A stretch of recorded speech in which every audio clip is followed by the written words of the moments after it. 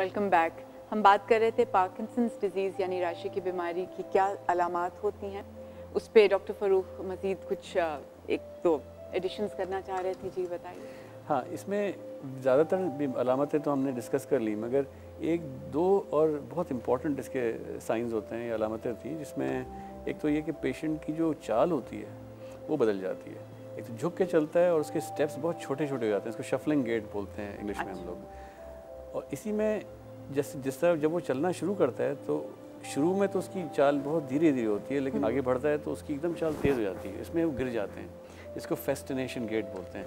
एकदम वो तेज़ी से चलना शुरू करता है और वो गिर जाता है पेशेंट। ये काफ़ी डिसेबलिंग होता है, क्योंकि इसमें गिरने का ख़तरा होता है पेशेंट। साथ साथ उसका पेशेंट का, जिस तरह डॉक्टर मुगीज़ ने बताया, उसका बैलेंस ऑफ हो जाता है, पीछे की तरफ भी गिरता है और साइड में भी गिरता है वो। ये दो चीज़ें काफ़ी डिसेबलिंग होती हैं पेशेंट के लिए। इसका ओल्ड एज या कमज़ोरी, जो आपको बुजुर्गी में कमज़ोरी हो जाती है, उसके साथ तो कंफ्यूज नहीं किया जा सकता? बाज़ दफ़ा हो जाता है कंफ्यूज। अगर एक्सपर्ट न्यूरोलॉजिस्ट के पास जाएंगी तो वो ज़्यादातर इसको डिफ्रेंशिएट कर लेते हैं, क्योंकि 90s के बाद बहुत से पेशेंट इस तरह हो जाते हैं। मगर ये जिस तरह आपको बताया मैंने, जिस तरह की चाल हो जाती है फेस्टिनेटिंग गेट, ये काफ़ी मतलब टिपिकल है। तेज और फिर एकदम आहिस्ता, नहीं, स्टार्ट में धीरे और फिर तेज़ और बैलेंस उससे आउट हो जाता है उनका। बिल्कुल जी।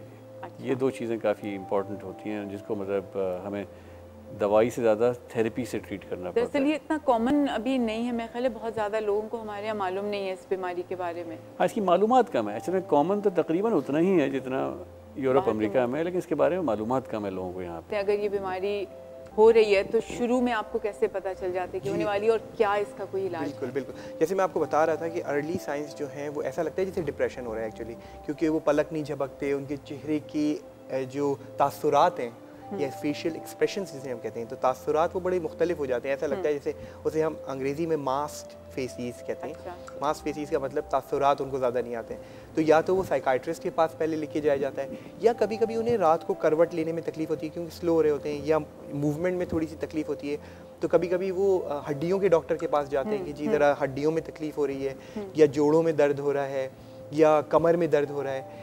तो अर्ली अलामात जो इनिशियल साइंस होती है वो आर्थराइटिस वाली भी लग सकती हैं।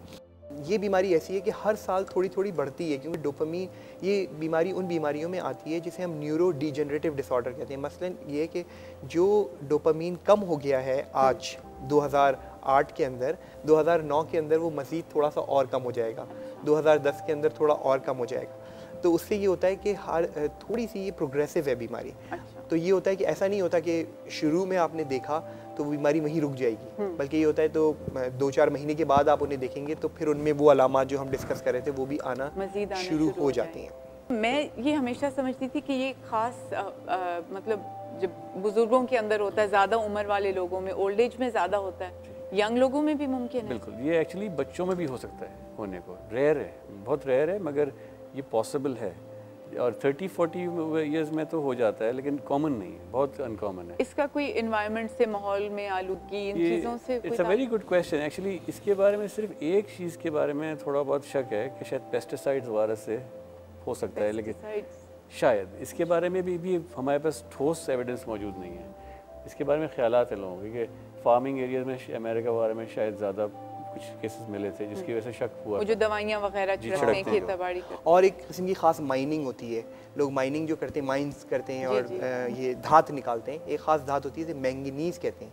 तो अगर उससे एक्सपोजर हो जाए तो देखा है उन लोगों को पार्किंसंस डिजीज़ जल्दी हो जाती है। डॉक्टर मुगीज़ ने बॉक्सर का नाम लिया तो मैं इसमें ज़रूर ऐड कर दूं कि देखें, एक कॉज ये भी है, बार बार दिमाग पे चोट जो लगती है ना, दिमाग पे बार बार ज़्यादा अगर आप गिरे हैं और सर पे चोट लगी है। खासतौर ये बॉक्सर्स के बारे में मशहूर है कि बॉक्सर्स को ये छूने के चांसेस क्योंकि फेस पे ज़्यादा और सर पे भी, इसलिए मैं तो बॉक्सिंग के सख्त खिलाफ हूँ। Because it's not really a sport. It doesn't make sense to me either कि बार-बार किसी के फेस पे आप मारे जा रहे हैं, कोई तो नुकसान, उसको पॉइंट्स मिलते हैं मारने के। So it's really not a true sport if you think about it. Very interesting. कोई साइड इफ़ेक्ट्स की थोड़ी सी आपने बात की थी कि कोई हड्डी टूट सकती है या कोई इस तरह के प्रॉब्लम्स, कोई और साइड इफ़ेक्ट्स हो सकते हैं? इसके इलाज के बारे में थोड़ी बात कर लेते हैं। हाँ, इसकी जो बीमारी की वजह से जो होता है ज़्यादातर यही होता है कि एक तो स्लोइंग ऑफ मूवमेंट की वजह से उसकी क्वालिटी ऑफ लाइफ बहुत ख़राब हो जाती है। अच्छा। और वो नमोनिया वगैरह होने का खतरा होता है, डिप्रेशन बहुत कॉमनली हो जाता मतलब है। इसका लेकिन आपकी विल पावर से या मेंटल उससे कोई ताल्लुक नहीं, आपके कंट्रोल में नहीं है। बिल्कुल, ये बेचारे पेशेंट के हाथ में नहीं होता बिल्कुल भी। नहीं होता। अच्छा, अब ट्रीटमेंट की तरफ आ जाएं थोड़ा सा।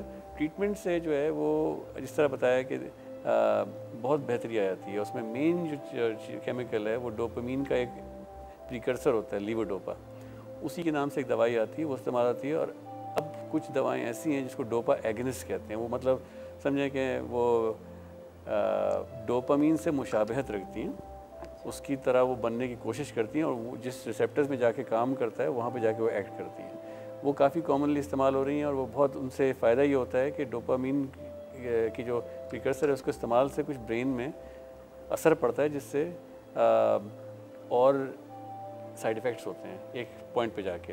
तो दवाई के जो साइड इफ़ेक्ट्स होते हैं उससे फिर ये जो डोपामीन एगनिस्ट होते हैं उनमें उनको इस्तेमाल करने से कमी आ जाती है। अच्छा, वो उसका मुकाबला करती है। जी। बहुत इंटरेस्टिंग डिस्कशन चल रही है नाजरीन, आप हमारे साथ रहिएगा। ब्रेक के बाद हम जब वापस आएंगे तो कुछ अपने लाइव ऑडियंस के सवाल लेंगे।